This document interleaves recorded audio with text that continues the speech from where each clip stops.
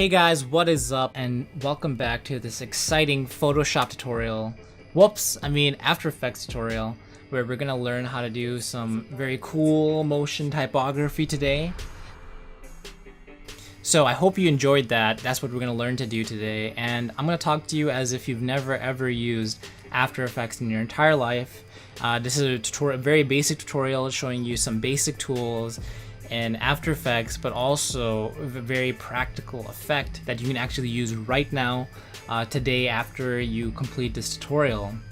And this After Effects, this tool, is an amazing tool that all of the famous YouTubers use for special effects, for motion typography, for animation, and it's a great tool for you to learn so that you can also utilize the same tools to get increased production value and help you tell the story that you want to tell.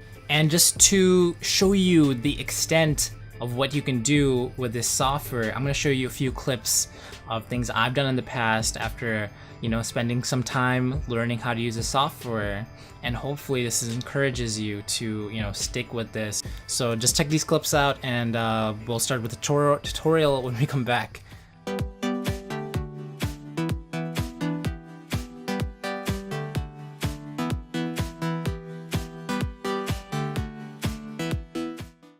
So I hope you guys enjoyed that short clip of things you can do.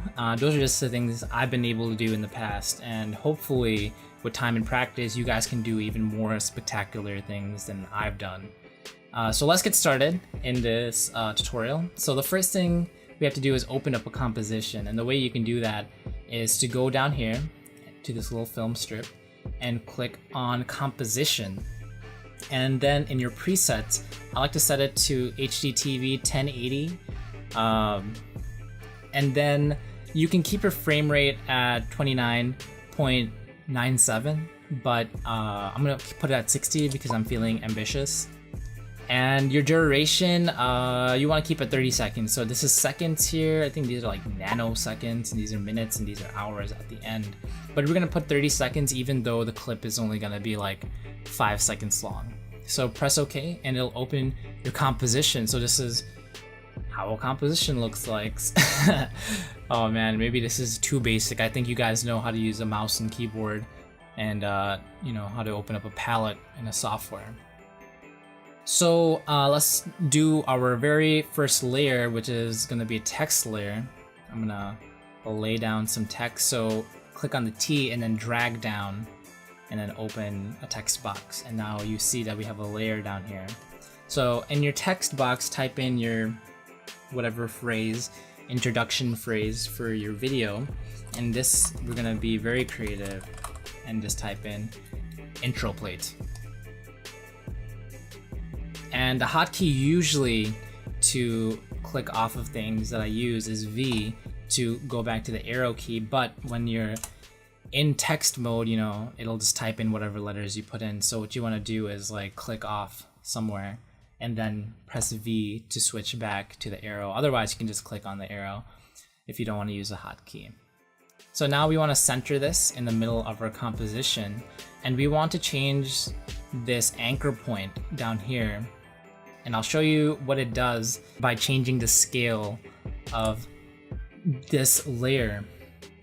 So if I change the scale of this layer while the anchor point is down here, it'll scale from this point rather than in the middle of the word. So we want to move that so we don't have that happen. So right now it's starting from the anchor point and going out, but we want this anchor point to be in the middle. So if we scaled in and out, it would start from there.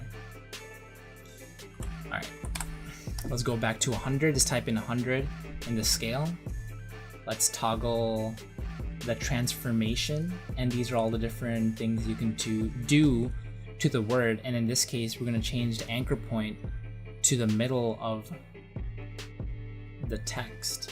So that way now, after we reposition this in the middle of our composition, now if we change our scale, see it'll start in the middle of the text rather than in the side.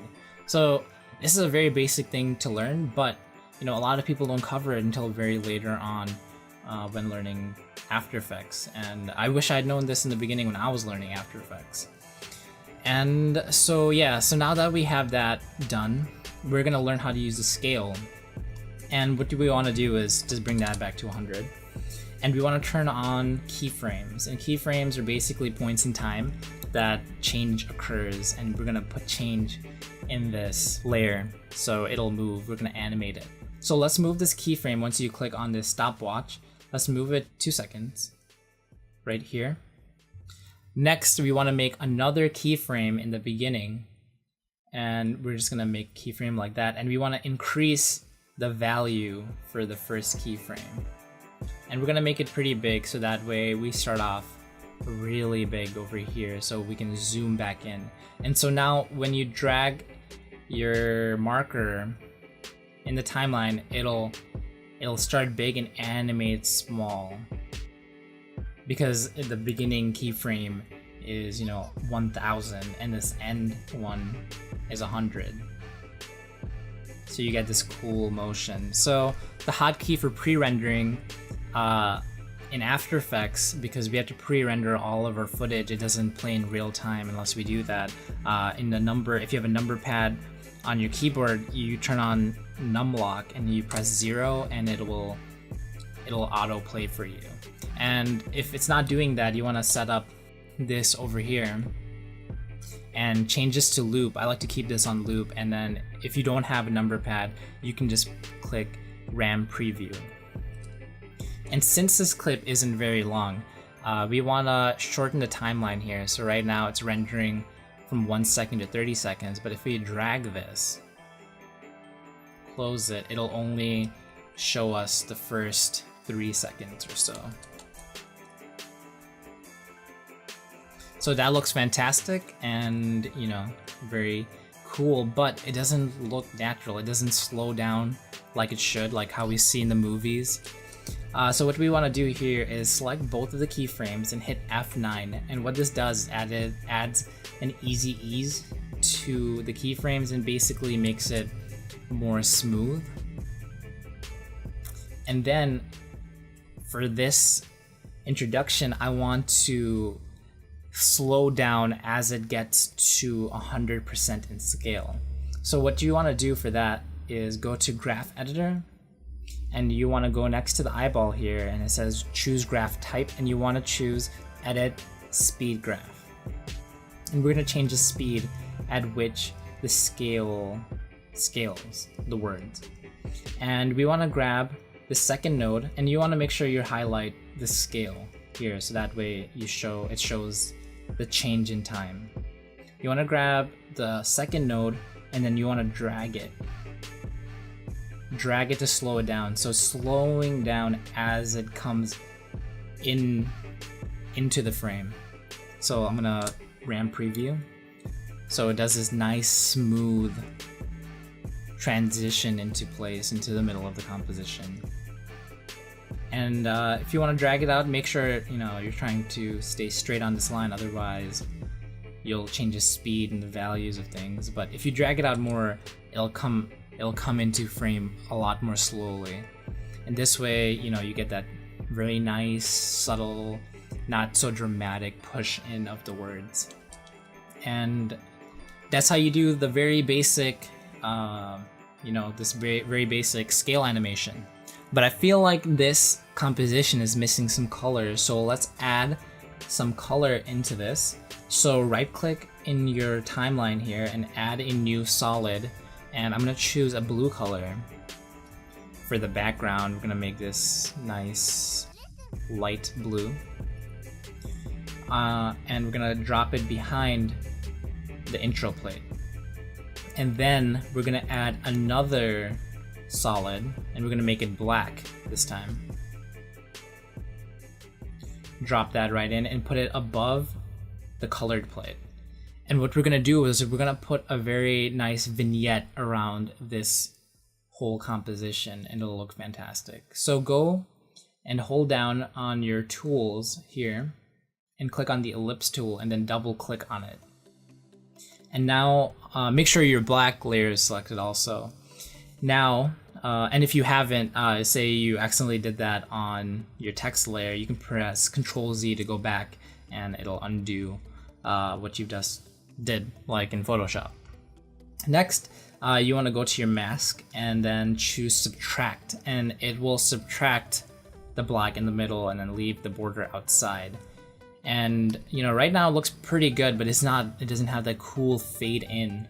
So what you want to do is we want to feather out the vignette, and then depending on what you want, we're gonna like lower the opacity and really blast the feathering high, and now you get this very cool background. So now when we go in, bam, got this nice crisp background, nice vignette, and the words look a little bit flat. So let's add a layer style, but we first have to select the text layer. Go to layer styles and add a drop shadow. That way it will stick out from this background a little bit. And if you go down to layer style options here, you can change the options of your drop shadow a lot like as if you would in Photoshop, pretty much exactly the same thing. So you can change distance. We're gonna keep the distance the same. We're gonna change the spread a little bit to make it more dynamic, and keep the size the same, and I think that looks good. Let's render that out real fast by pressing 0 on our number pad, and then bam, you got your first intro plate. Super simple, very easy, nice and colorful, really crisp, modern look. If you want to change the text or anything, you can just go to characters here, and then you have to highlight your words, and then you can go through all the different texts, and you know, you can also make it larger and smaller if you want. Very easy, and it'll update with your video, so now it'll use this text instead of the one we used before. So that's it for the tutorial. Don't want to overwhelm you too much today in this tutorial. I feel like we covered a lot of things really fast, and a lot of useful things that I wish I'd known when I started. I never knew about, you know, this graph here, how to slow down your words, and how to add a layer style to your words to not blend in with the background. So hopefully, you know, you can use these tools right now. Just experiment with the different things you can do. Try, you know, changing the position in time, and changing the scale. Make it go from very back in space and then come towards the camera rather than from the camera back in to the composition. You know, just keep practicing. Don't worry if you make a mistake or if your computer crashes. Just make sure everything is backed up. I know sometimes when you're doing special effects, computers can definitely be pushed to their limit. But hope you guys enjoyed this tutorial, and I will see you in the next one. Don't forget to subscribe, rate, and comment. If you have any questions, leave them down below and I will answer them as soon as I can. So I'll talk to you later.